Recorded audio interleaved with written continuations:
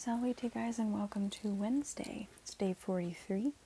I had a couple things to say to you guys. I'm sorry before we get started. You may have noticed that I returned some things to you via Google Classroom. Okay, don't resubmit, okay? The reason I'm doing that, I was looking into it, and with Google Classroom, when you submit something to me, right, and then I return it to you, okay, that's just a changing of ownership. So when you submit something to me, I become the owner of it. When I return it to you, you become the owner of it. So pretty much what I'm trying to say is once something's returned to you, it remains yours and it's on your Google Drive. Okay, it's no longer going to be on, well, it'll still be on my Google Drive, but if I go and delete some files on my Google Drive, because I'm totally running out of room right now because I have like all my classes submitting on Google Drive, you're gonna lose that document. Okay, so if I return something to you, don't just resubmit it. Okay, and with the day 15 stuff, it shows up as missing. Don't worry about that. Okay, I'm gonna go through and I'll fix that tomorrow. But anyway, what we're doing today. Oh, and also your grades in RenWeb should be up to date now, finally. Okay, I'm sorry it took me so long. Believe it or not, us teachers are probably just as swamped as you are. This has been a hard time for everybody, us included, so your patience was appreciated. So your grades are updated. If you have any questions, please email me. Okay, don't ask me anything on Google Classroom because I'm not going to see it. All right, I'm getting a million emails from like the 3rd grade Google Classroom every single day, so it's not happening. All right, I'm not going to see it. Also, if you're going to resubmit something, when you do that, you have to send me an email. Okay, so you're going to email me your name, the assignment, okay, and you're going to send that to sslade@gcali.com. Okay, I'm not going to see it if you don't do this. All right, and I want you guys to get credit for the work that you do. So if you have anything missing, you can submit it, but if you're going to do that, please let me know, okay? Otherwise, I'm not going to see it and you're not going to get a grade for it. It's going to stay a 0. All right? So those are my housekeeping announcements. Now let's get on with today's Latin stuff. Okay, so the video content, we're going to review parts A and B from pages 151, which you completed for homework yesterday. And your homework assignment tonight is going to be to take the dative quiz online. All right, note it will be open notes. You can use your notes for it. And there's no time limit for this one, so take your time with it. Please read the directions. Take your time, guys. There's no rush. All right, get it in when you can, but please do so by 11:59. But if it's a little late, that's okay too. I'm trying to be understanding. Anyway, so part A, let's read through the directions together, because directions are of vital importance. Complete each sentence with a word that makes good sense, not silly sense, because that's nonsense. And then translate the sentence. Okay, guys, translate. That means you have to translate it into English. Some of you didn't do that. Okay, read directions. You lost points for that. And they give us an example. All right, so they give us the sentence frame. Mercatores feminis tunicas. Okay, now what they're giving us over here, these are verb options. Okay, so we have to know our vocabulary for this one. Which one makes the most sense? And we need to know what's going on in the sentence frame. Okay, so we've got a subject noun, mercatores. We've got tunicas, which is your accusative direct object, which means feminis is probably going to be your indirect object, your IO, dative case. Okay, so the merchants blanked the tunics to or for the women. So let's see. Which one makes more sense? The merchants heard the tunics? No, that one's silly. The merchants showed the tunics. All right, let's just check the last one.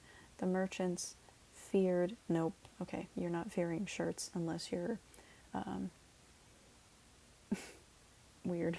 I don't know. Or shirt phobia. I guess that's a thing. Maybe. Who knows? All right, so this is the one you want. So now you've got your sentence here. You've picked the right verb that makes the most sense, and then you translate it. The merchants showed the tunics to the women. Guys, we're practicing the dative here. Make sure you translate it with to or for. If you didn't do that, I saw it. I marked it on, well, I didn't mark it on your homework, but I cried a little bit in my room for a few minutes. Okay, guys, please. To or for the dative case. That's the important key word. Those are the keywords you need. Okay. Oy. So, number 1. Ancilla domino vinum blank. All right, now let's talk about, similarly to yesterday's lesson, because I think it seems to me that this helped, having the endings shown for you, except they're cut off. That's pretty darn annoying, but whatever. Okay, and we've got our color code key on the bottom. Remember, subjects are in the nominative case, direct objects are in the accusative, and dative is indirect object. Okay? So, our subject is ancilla. Okay, and we know that because it's nominative. Alright, ancilla, ancillae, nominative. Alright, now, vinum comes from vinum, vini, second declension neuter noun. That ending, it could be nominative, but we already have a subject noun, so it's not that. Alright, it's accusative. This is our direct object. Alright, and domino comes from dominus domini, so we're over here. That O ending, it could be dative or ablative, but here we're practicing the dative, so it's probably not ablative. Alright, so let's see what we got with that. So the ancilla blanked the wine to or for the master. Okay, let's see what makes more sense here. The maidservant feared the wine for the master. That one doesn't really make sense. Okay. The maid slave, oh my goodness, brain fart. The maidservant gave wine to the master. Okay, that one makes more sense, but let's just make sure that the last one isn't the right one. The maidservant greeted the wine for the master. No, that's not correct, although that's probably pretty funny. Alright, so dated is your answer for number 1. Okay, please be checking your homework along with me, alright? And again, if you have any questions about why something is the way it is or why you got it wrong, email me, okay? And I'll get back to you. Next. Juvenis puellae stolam. Okay. So, man, that is really going to bug me. I'm sorry that the bottom of the chart got cut off. I'm sort of annoyed by that. Okay, but try not to let it annoy you as much as it's annoying me. So let's figure out what we got in our sentence frame. Juvenis is our subject noun. All right, juvenis is a third declension masculine noun, and even though we don't know what that nominative ending is, okay, we've memorized the word juvenis, and we know that this is a nominative form. Okay, that makes sense. Now, stolam comes from stola, stolai, first declension. Am, that's accusative. Remember, accusative is our direct object. Okay, now puellae comes from puella, puellae, first declension noun. Okay, our ending could be genitive, dative, or nominative plural. It's probably not going to be nominative plural because we already have a subject noun. All right, now, is it genitive or dative? One of you asked a very good question on your homework, and you said, why is it that in the first declension, the genitive and the dative have the same ending? Okay, well, that's just the way it is. Okay, oftentimes in Latin, you're going to see words that have the same ending. This is where the art of translation comes in. It is your job as the puzzle solver to figure out which form of the word makes more sense. Okay, so would it make more sense if, well, just to kind of give you an idea, genitive shows possession and dative is indirect object. So let's translate them both ways and see how it is. So if puelai was genitive, it would be the young man of the girls, no, I'm sorry, the young man of the girl blanked the stola, the shawl. All right, what? That totes magotes don't make no sense. So dative is probably what we're going to have here. Okay, so this is our IO, indirect object. Okay, so the young man bought a shawl for the girl? Maybe. The young man arrived a shawl for the girl? Mm-mm. A young man began a shawl? No, he's not weaving. That's weird. So, amit is your answer here. Okay. There was another question that somebody asked on their homework that was really good, and I wanted to bring it up, but I can't remember what it is right now. If I remember, I will say it. Okay, feminae servis tunicas. So let's figure out what we've got going on in our sentences here, in our sentence frame. Feminae comes from femina, feminae. It's a first declension, so it could be genitive, dative, or nominative plural. But let's take a look at our verb options here, okay? These all end in erunt, okay? And you can't see it, it would be right over here.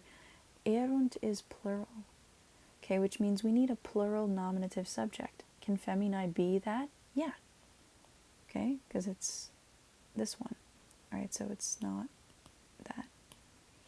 All right, tunicas, okay, comes from tunica, tunicae, first declension, and that's an as ending. That's accusative. An accusative is for direct objects, or objects of the preposition. Okay, now servis comes from, here's the tricky part, it could be from serva, servai, or servus, servi, because check it out. It could be any of these, all right?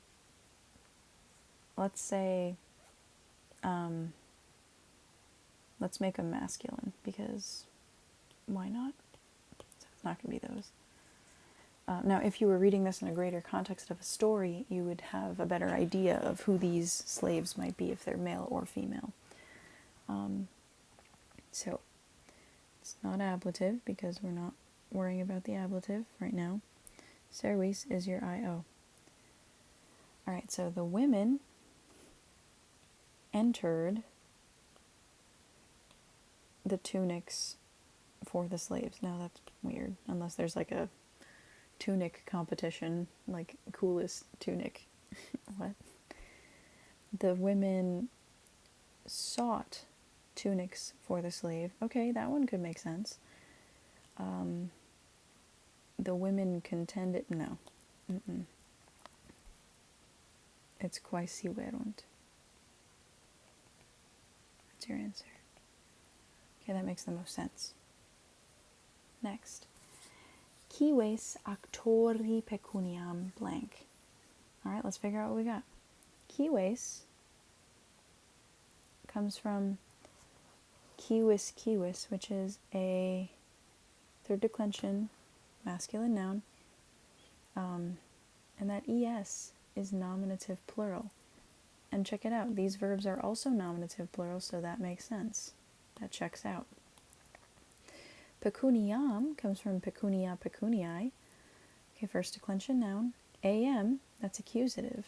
So this is our direct object. Now, actori comes from actor, actoris, which is a third declension noun. And that I ending there on actori is dative. So this is our IO. Okay, and that's incontrovertible. Like, it's not debatable at all here. Incontestable. uncontestable, incontestable, whatever. Okay, so the keyways. The citizens praised the money for the actor. No. The citizens called the money for the actor. Not really.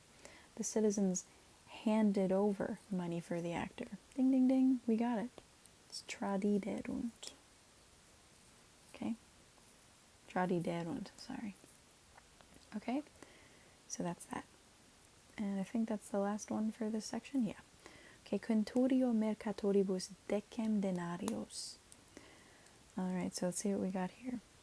Centurio is your subject noun, alright, and that checks out because these are singular verbs, which means our answer is going to be singular.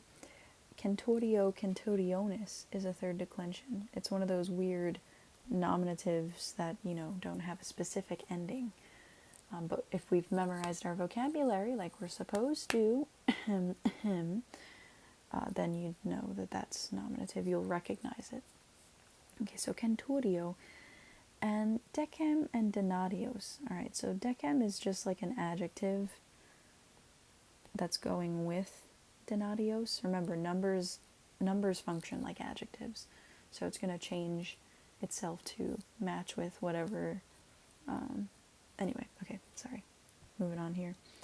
So denarios is the word we want. It's denarios denarii, second declension masculine. That's an OS accusative ending. So that means these are our direct object. And mercatoribus, this is pretty recognizable. Ibus is either dative or ablative, but it's not ablative. Why? Because we haven't learned it yet. Okay, IO. So centurio mercatoribus decem denarios. Let's see what makes more sense here. The centurion handed over 10 denarii to the merchants.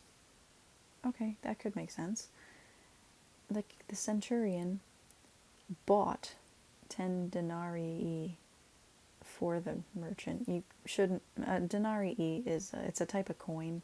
You're not going to buy money with money. That's weird, unless you do an exchange. But then you would use a different verb for that. Okay, and the centurion saw 10 denarii for the merchant.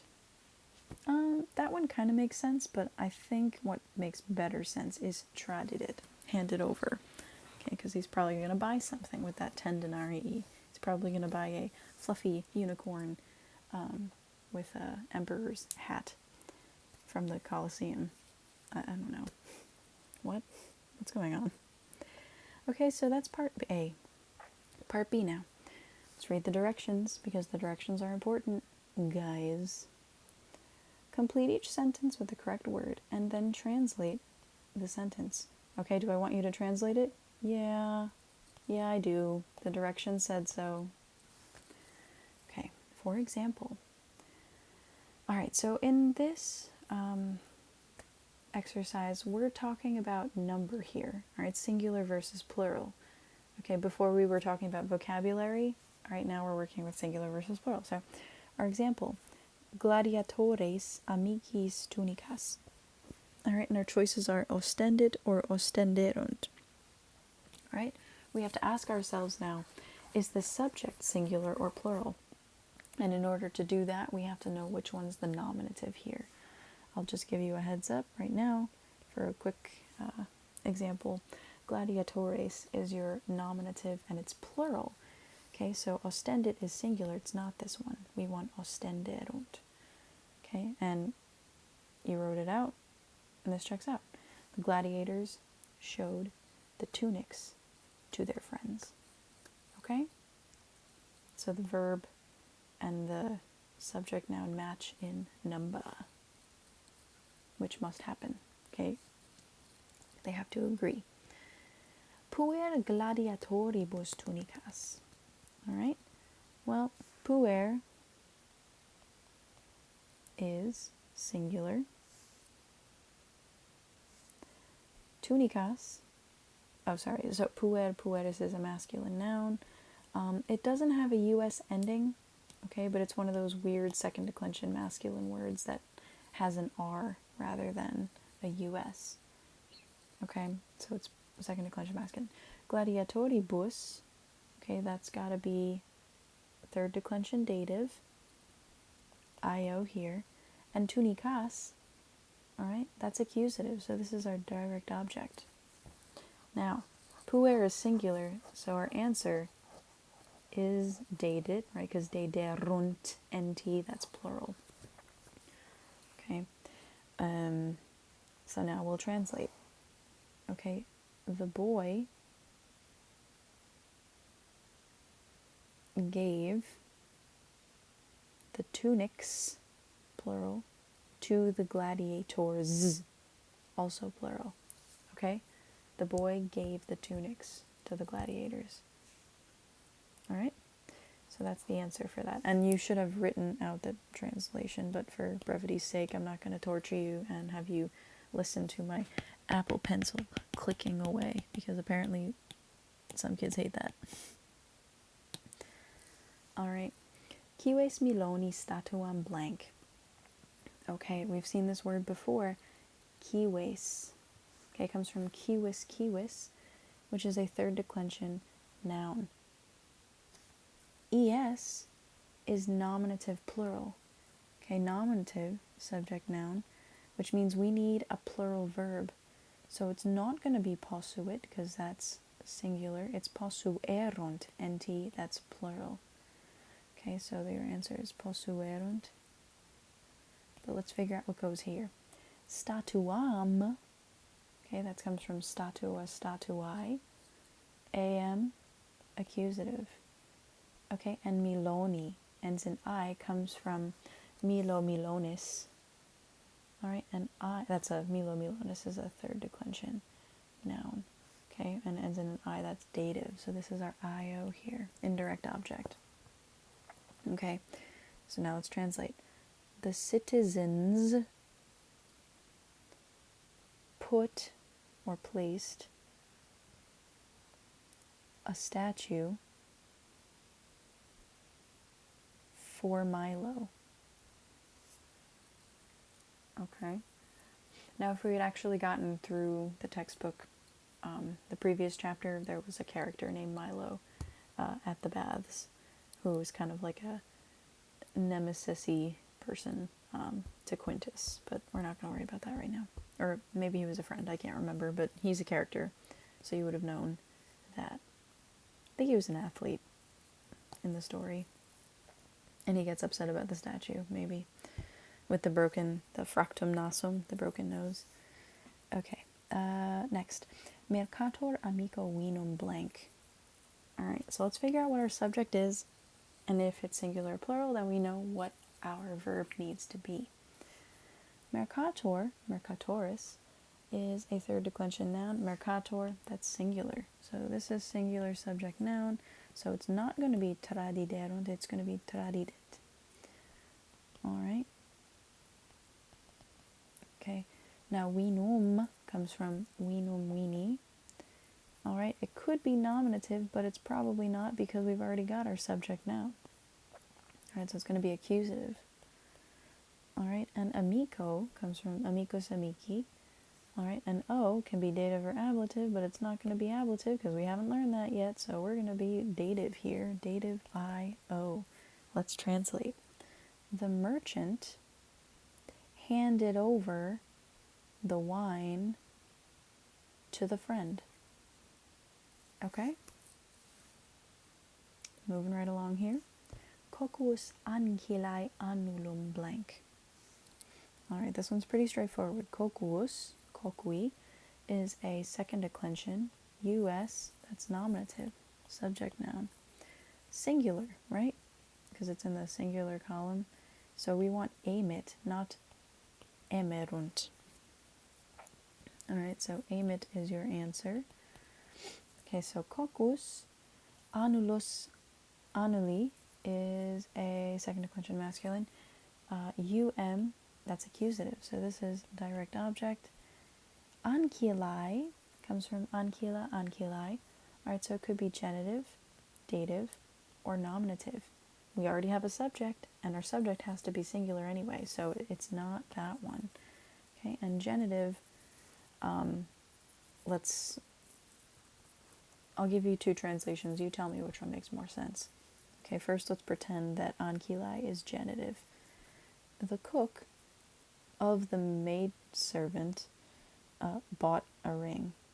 I mean, that could make sense, but my senses are telling me it's not genitive. Okay, what would make more sense is if it's an IO, right? Because there's, let's just translate.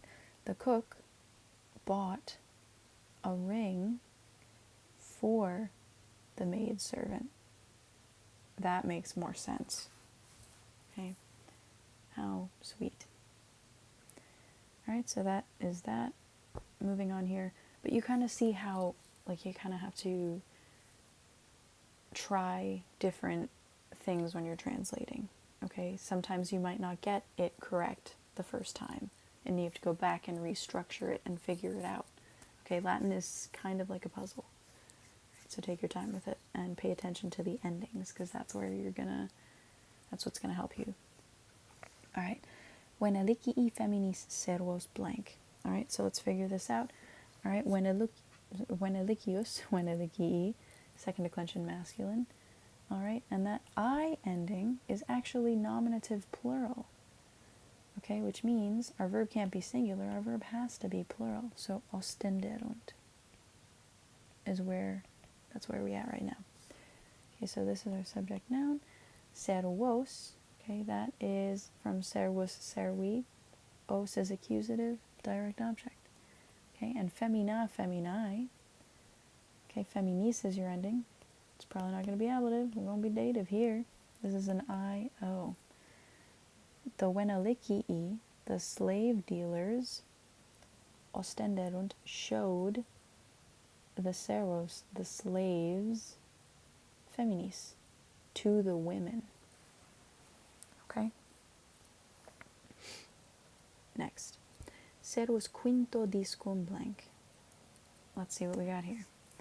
Servus servi. It's nominative.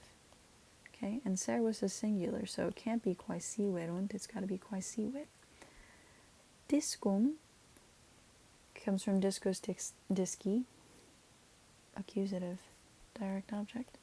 And quinto comes from quintus quinti. Alright, and quintus quinti, that O could be dative or ablative, but you've heard me say it before, we're working with the dative, so it's probably going to be dative. I-O and quaesivit. Alright, let's translate.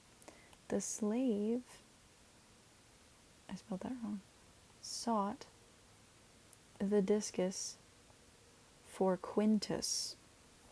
Okay, now I noticed some of you on your homework actually wrote Quinto.